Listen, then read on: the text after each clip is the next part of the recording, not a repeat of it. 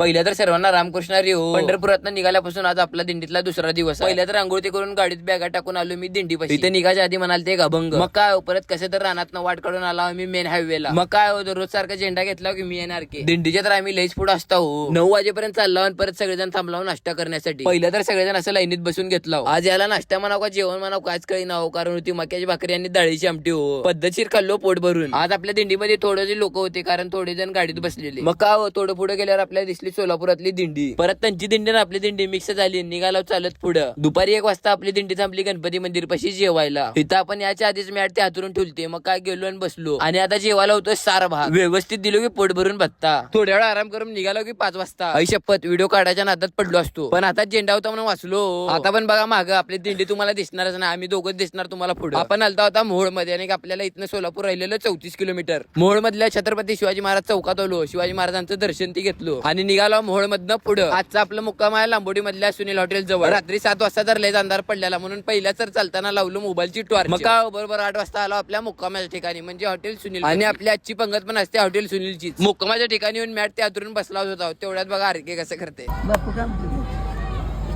ऐकतं तुला महत्वाचं नाही. पाठवूनच द्या आता. हो का? किती नाटक करते बघा. कोण खायला दे ना व्हिडिओ आवडला असेल तर लाईक फॉलो तेवढं नक्की करा. रामकृष्ण हरी.